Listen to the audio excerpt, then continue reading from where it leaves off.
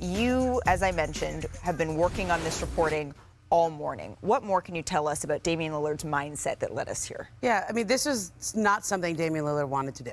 Yeah, he never wanted to do this. Yeah. And I think it's important to remember how we got here, which is he's been very clear with the Blazers throughout the last year or so that he wanted to be on a team that had a chance to win and that was on that same timeline. And you know, he went into this, he went on vacation and was watching everything that happened in and around the draft. I think he was kept well apprised of where they were and what they were doing, what they were working on. When he had the meeting with Portland on Monday, when he met with GM Joe Cronin and sat face to face, he was contemplating asking for a trade at that meeting.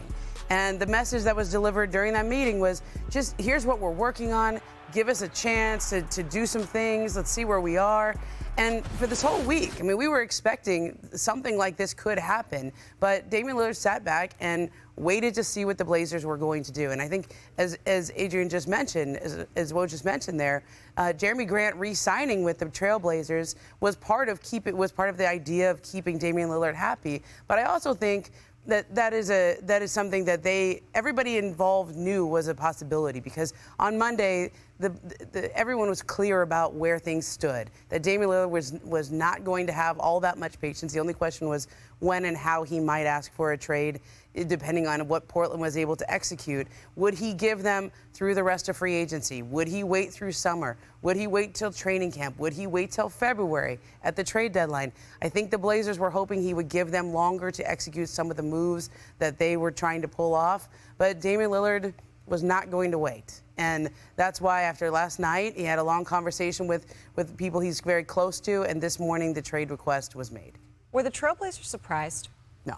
How could you be surprised? That's kind of, and so no. that's what I keep going back to is, so you made this huge deal, as Woj just outlined. That's a huge deal with Jeremy Grant that you make in the hopes of keeping Damian Lillard. Did they believe that was going to be enough and they'd have more time here? That's the thing that I'm not quite understanding. I think they made that deal eyes wide open, knowing that this was a possibility, and it's really just a question of when. Okay. And, how long would Dame really give them? Because I think they understood what we all understood, which is Dame wanted to play his entire career for the Trailblazers. Yeah. Like, he wanted to be in Portland.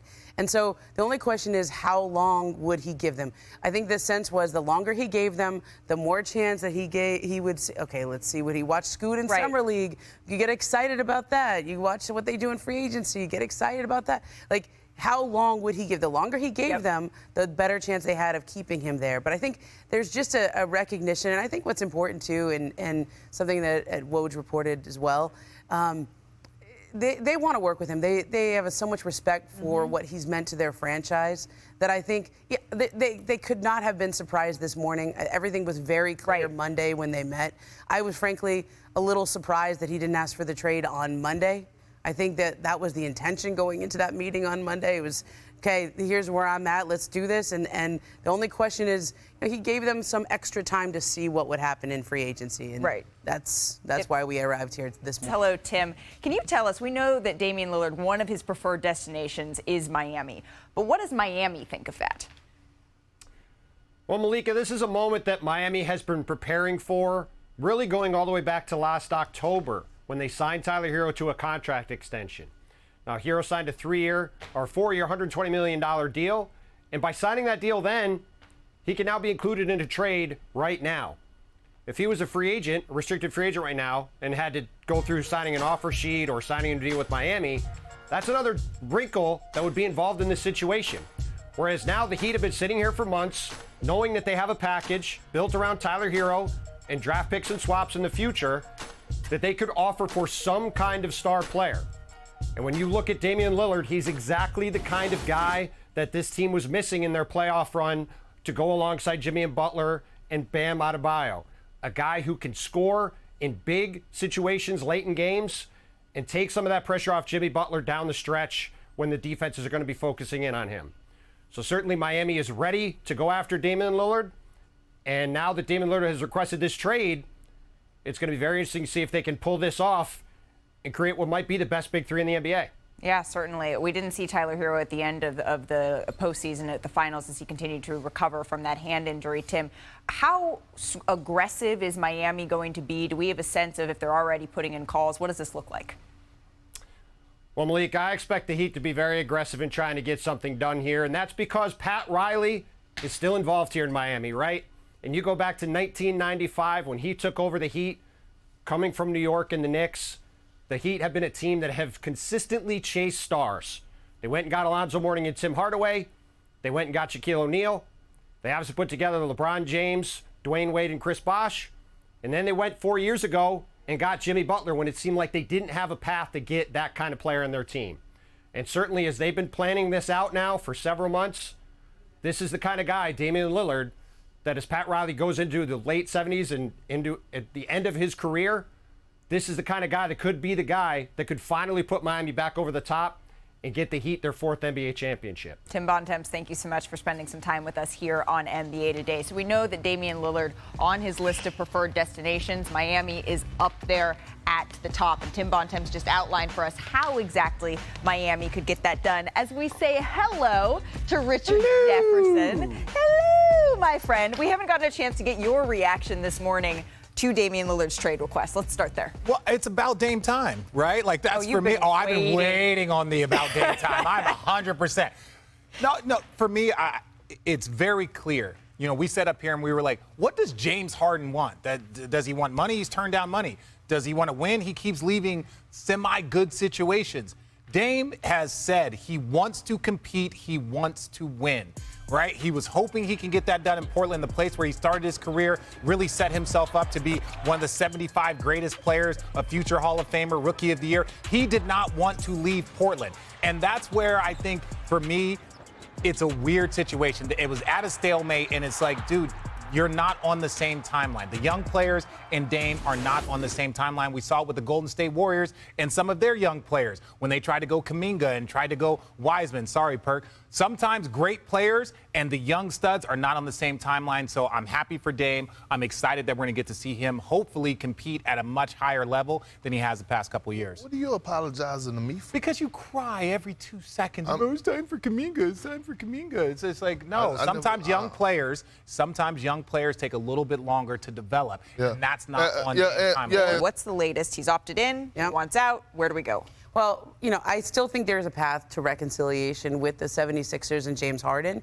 but they are exploring options for him, and I think the team you should watch is probably the Los Angeles Clippers. The Miami Heat was mentioned there, but I think the Damian Lillard situation has changed that calculus a bit. Chicago Bulls are a team that you could watch with James Harden. That would probably be something involving Zach and some of their other players. But it's to me the fact that James Harden opted in, $35.5 million here. Tobias Harris is an expiring contract. They're not going to extend Tyrese Maxey this offseason. They've chosen to delay that. That's not a reflection on how they feel about Tyrese Maxey. Yep. That is an attempt to create 2 max slots around Joel Embiid next offseason. The question is, does Joel Embiid want to wait that long for players? Can they keep James Harden and Tobias Harris this year, run it back with that team, and then see where they are? Is there anyone they can go get with those 2 max spots? That's a lot to ask for the reigning MVP, who is at a point in his career where he wants to win. They were very close this year. And so I think the easiest thing for the Sixers to do is just run it back. James Harden opted in, and we just keep stressing this. That means that he cannot do an extension, either with the Sixers or with any team they might trade him to. So he's locked into that salary spot and an expiring deal and to hitting free agency at the age of 35 next year. Well, speaking of the 76ers, we have some breaking news here on NBA Today. So for more on that, let's bring in our senior NBA insider, Adrian Wojnarowski. Woj, what more can you tell us about the 76ers here? Malika, Patrick Beverley is going to join the 76ers on a 1-year deal. His agent, Kevin Bradbury, tells me. But more significantly, Brook Lopez is returning to the Milwaukee Bucks. 2-year, $48 million deal for the veteran center. They were in a battle in Milwaukee with the Houston Rockets once free agency started last night, and they were able to stave off the Rockets, keep Brook Lopez. They're also bringing back Chris Middleton on a 3-year, $102 million deal. And the Bucks are not done. They want to go out, continue to improve this team under first-year coach Adrian Griffin. But there were no bigger priorities for that organization than to keep Middleton, keep Lopez, and now they've done that. And certainly that puts the Bucks back, I think, front and center among championship contenders when training camp opens. All right, so we have a one-year deal with Patrick Beverley headed to the 76ers. 2 years, $48 million. Our Adrian Wojnarowski is reporting for Brooke Lopez headed back to the Milwaukee Bucks. Woj, thank you so very much. We'll see you back here in just a little bit. Richard, I know you were hoping. You were hoping for your Rockets to land unbuttoned another button after that one. And now the buttons are unbuttoned. Your reaction here? Hold on, for his Don't touch me. When they became his Rockets. Yesterday. Yesterday became my Rockets. Look, Brooke Lopez, Milwaukee, perfect fit. Again, he's paired perfectly with Giannis. Those are those times where, like, sometimes remember the DeAndre Blake Griffin thing where you're like, hey, bro, don't leave us. Like, we got something here. I know we can keep doing this. So, those are the ones where you talk about when Draymond was talking about he talks to his guys regularly. I imagine that as Houston started popping up, as Fred showed up in Houston, Houston started becoming a real option. Yeah. And they were like, hey, everybody, let's get on the phone to Brooke. Tell him we love him. Let's coddle the big fella. Right? Let's make sure he's good. So I like this. I like this for Milwaukee. I still like what Houston is building a lot. You have an elite coach. You have an elite point guard. And you got tons of young wings and talent. This was a must for Milwaukee. Yes, a must because Giannis is up for another extension, I believe, in September. And you cannot take even a half step, a quarter step back with the clock ticking on that. And Brooke Lopez is 35 years old. I get the risk, but 2-year deal, fine. You sign up for that every time. I thought last season was the best season of his career, dating all the way back to even his Nets prime when he was averaging 20, 22 a game. He was that good on both ends of the floor. They are a different team without him, so they needed him back. And Pat Bev has played with James Harden before. I don't know what that means, but it's not nothing. Here's the thing. It's a vet minimum, and as we talked about, if they're trying to preserve 2 max contract spots for next offseason, that looks like everything the Sixers are going to do is going to be players in that range. 1 year, keep players that are not going on your books for next season. And that limits your options. I mean, yesterday, they lost Shake Milton, they lost Gorgie Jang. George Niang, they're losing key pieces to that bench and replacing them with guys on 1-year minimum contracts. Richard, you're making a quizzical face. No, I was just thinking about losing Shake, right? And what he brought in. And again, like we know Pat Bev. Defensively, he's one of the best defensive guards in this league.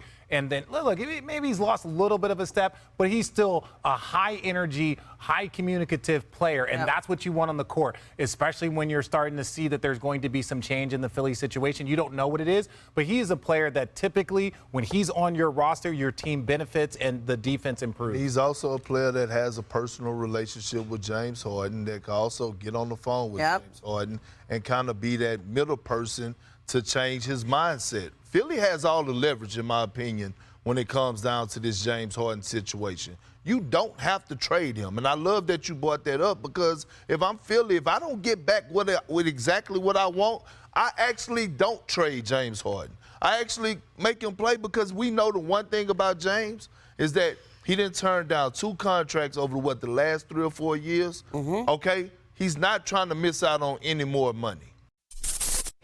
Thanks for watching ESPN on YouTube. For live streaming, sports, and premium content, subscribe to ESPN+.